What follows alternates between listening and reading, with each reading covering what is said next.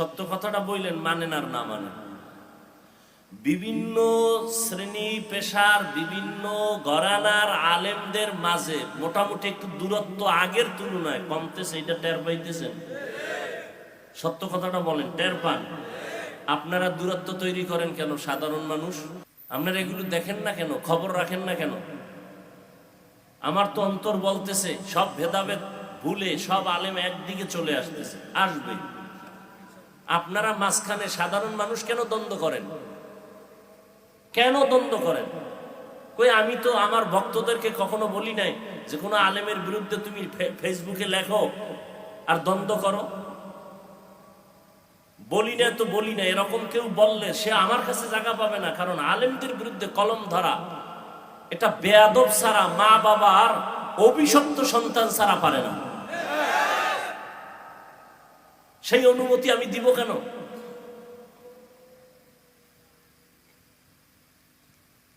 এখানে আপনারা বিভিন্ন লাইনের ভক্ত আছেন, ওলামায়ে কেরামের। আপনাদের আলেমদের জিজ্ঞাসা করেন তো যে হাফিজ ভাই আসছিল এই কথা কইছে, আপনি কি করেন? সে যদি বলে হ্যাঁ আমার বিরুদ্ধে লেখতে, তাহলে আমারে বললেন, আমি টেলিফোন করবো আপনার হুজুরের কাছে যে ভাই আপনি কি বলছেন আমার বিরুদ্ধে লেখলে। তাহিরি সাহেব যদি বলে আমার বললেন, আমি টেলিফোন করব। ও পারে না আমার সাথে বুকে বুক লাগে। খবর আছে আপনি গো? খবর আছে। অল্প দিনে দেখবেন এদেশের সব ওলামায়ে কেরাম এক স্টেজে চলে আসছে ইনশাআল্লাহ। অল্প দিনে দেখবেন। ওই গ্রামে একটা কথা আছে না, কি জানি, ওই যে আমার দুধ মিলা যায় আর মাঝখানের কি ওটার কি কয় আমাকে এলাকায়, আপনাদের এলাকায় আম দুধ মিলে যায়, দূরে সরে যায় কোনটা? বড়া না? ইনশাআল্লাহ ওলামায়ে কেরাম এক হয়ে যাবে। আপনারাই দ্বন্দ্ব কইরেন না, তওবা করেন, একেবারে তওবা করেন। নামাজ পড়েননি এটা হিসাব করেন, রোজা রাখেননি হিসাব করেন, আপনার মাইয়া বলা পর্দা করেনি, কয়দিন আর এই দ্বন্দ্ব, এই বাহাদুরি? মরিয়া গেলে তো সব শেষ।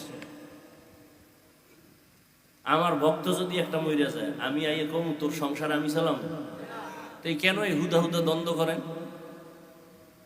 নিজের সংসার ঠিক করেন। মাইয়া ফলাডিরে মানুষ বানায় যান, অন্তত ওরা দোয়া করবে, কবরে সওয়াব পাবেন। এই আকাম সাকাম বাদ দেন, আলেমদের বিরুদ্ধে লাগা বাদ দেন, এটা আপনাকে কাম না, এটা রসুলের আদর্শ না। কোন আলেম বলে নাই যে আর এক আলেমের বিরুদ্ধে লাগো। ওটা যদি আরো 15-20 বছর আগে যদি এরকম কিছু বইলা থাকে, এই যুগে বলার উপায় নাই। দেখেন না, একটা ভুল করে লইয়া পড়ে, সব সতর্ক হয়ে গেছে, হুজুরেরাও বক্তারাও সব সতর্ক। টুকটাক ভুল যা হইছে, এখন আর সবাই কথা বলতেও সাবধান, কদম দিতেও সাবধান। মাঝে মাঝে তো এয়ারপোর্টে যাই, ওয়াজে যাই, ওই উত্তরবঙ্গে বিভিন্ন চট্টগ্রাম, এখানে তো এয়ারপোর্টে গেলে বহু বক্তার সাথে দেখা হয় বিভিন্ন লাইনে। দেখলেই বুকের সাথে বুক, নাম কমু না, এই হেগো বক্তা হেনে আছে, আমি নাম কইতাম না, ভাই চা খেয়ে যান, আমি কিনা বিমানের টাইম নেই। ও ছবি একটা তুইলা নিচে পিছন দিয়ে, টের পাই নেই। নাম কইলে হেনে সবাই চিনি। আমগো লাইনের না, ওরা মাঝে মাঝে আগে আমগো গালি দিত, এখন আর দেয় না। চিন্তা করছে না এর দ্বারা ইসলামের ক্ষতি হয়। বেঈমানরা হাসে, দেখছো মুসলমানের কেমনে গালি দেয়।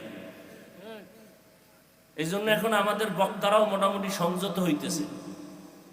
দোয়া করি আল্লাহ সমস্ত ওলামায়ে কেরামদেরকে আরো সংযত হওয়ার তৌফিক দান করেন, দ্বন্দ্ব ছাড়েন।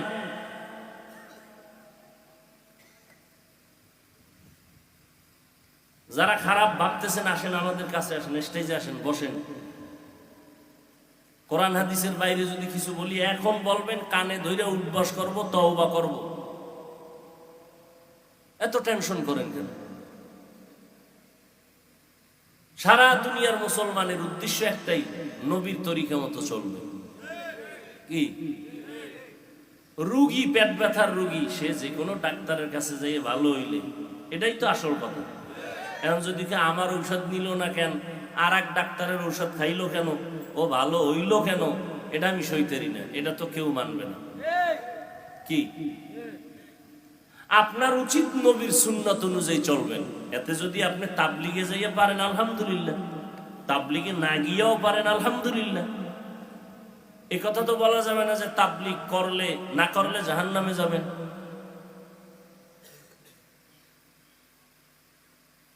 দূরত্ব কমায় দেন। একই এলাকায় থাকেন, একই এলাকায় একই দোকান থেকে মাল নেন, কেন নিজেরা নিজেরা দ্বন্দ্ব করবেন? সবাই একে হাত রাখেন। ফিলিস্তিনের অবস্থা দেখতেছেন না? আসামের অবস্থা দেখেন না? কাশ্মীরের অবস্থা দেখেন না? চেচনিয়া বসনিয়ার অবস্থা দেখেন না? এখন তো মিডিয়া সব হাতের মুঠায়, দেখতেছেন মুসলমান কিভাবে মার খায়। আপনার একটু মায়া লাগে না?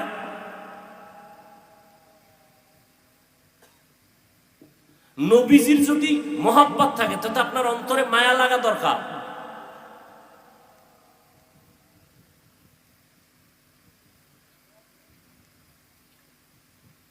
আমি কোনো আলেমের বিরুদ্ধে কোনোদিন একটা বয়ানে কোনো কথা বলছি, এরকম প্রমাণ থাকলে এখন বলেন, আমি এখন মাইক ছুঁয়ে কানে ধরে উঠবস করবো 50 বার যে হুজুর হ্যাঁ আপনি অমুক বয়ানে অমুক আলেমের নাম নিয়ে আপনি পাবলিকের সামনে কিছু বলছেন। আপনারা কেন বলবেন?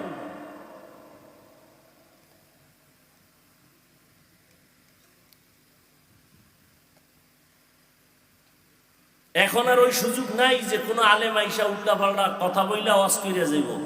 ওই আলেম ঠান্ডা মাথায় বাসায় গেল ওর ঘুম হারাম হয়ে যাব। ওই যুগ এখন আর নাই।